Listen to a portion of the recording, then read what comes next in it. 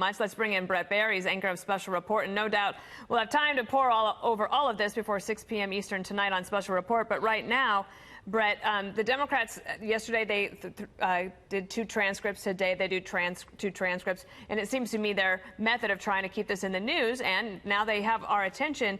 And it does seem that Sondland did substantially change his comments from the first round. Oh, that's right, Dana. They are filling the void here. They have witnesses who are not showing up for testimony and depositions, and instead putting out these transcripts, which we're focused on. But being focused on them, there is news in them. And you're right. Ambassador Sondland essentially says that he had discussed this linkage of aid and corruption and making sure that it was public on the Ukrainian side with Vladimir Zelensky's main top aide on the sidelines of this meeting. And it goes on in this Q&A, and by the way, it's 10 hours of testimony, that Sondland essentially says that he communicated that the aid probably wasn't going to come forward until there was some public acknowledgement of what they had talked about, and that the meeting with President Trump, or a call or get together, was probably contingent on that as well. Right. Democrats will point to that as saying that was the silent quid pro quo that they've been pointing to. I did note, too, though, that Sondland does say that he didn't hear this directly from the president, right? So he has said that Giuliani, yes, maybe others, yes, but not from the president. And I wonder about the Democrats wanting to pull on those threads. And of course, we know that the Republicans have a lot of complaints about how these investigations have been done in the last couple of weeks. They say that it's been secretive. They haven't been able to do cross-examination. The president's lawyers haven't been there, that it hasn't been fair. What do you think they'll do with the fact that we have this out today? This is newsy, but yet they still have the process problems from 2 weeks ago. Well, I think their process problems are going to start to evaporate once they have public hearings in the next couple of weeks, and that'll be much more focused on the American people getting a sense of what this storyline is. Back to Sondland, he describes this phone call that has largely been in the press, where allegedly President Trump told him to say no quid pro quo. Mm-hmm. He describes it a lot differently, that he is hearing all these rumors out there about what exactly is going on. He calls the president, and that it's some kind of short call. The president's kind of angered, and instead of asking him all of these different details, he says, "What do you want from Ukraine?" And the president says, "I want Zelensky to do the right thing."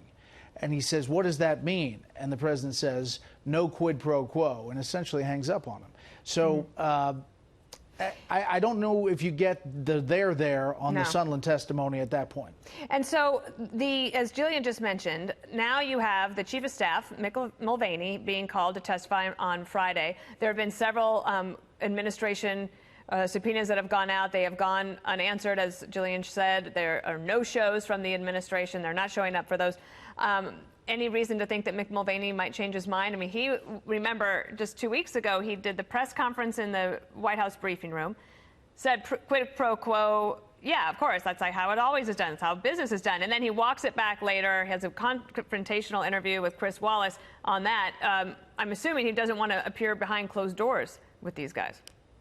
Yeah, I mean, I think you're right on that assumption. I don't know for sure. I do think that there are a number of White House officials and maybe even ex-White House officials who are going to be really reluctant to be a part of this process and are going to go dragging, kicking and screaming there, and maybe through a court order there. Right. And that's going to take some time. And once time is on the side of the administration here as it drags on, I think. Yeah, we're now less than a year from an election, right? And this is the first time in our country's history that you've had this done in an actual election year for a president. Maybe just one last question for you and your thoughts about this. We're hearing that Minority Leader Kevin McCarthy of California, is thinking about making a change on the Intelligence Committee and putting Jim Jordan, the congressman, taking him from the Oversight Committee and trying to put him on the Intelligence Committee. What do you think of that?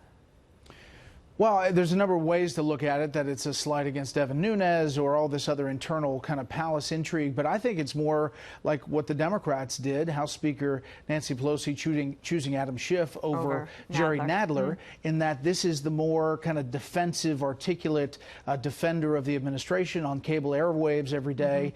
And perhaps he's your best foot forward when it comes to defending for the administration. All right, Bret, we'll let you get back to reading all of that because I know you have a special report coming up. We appreciate your time. Thank you. All right, Dana.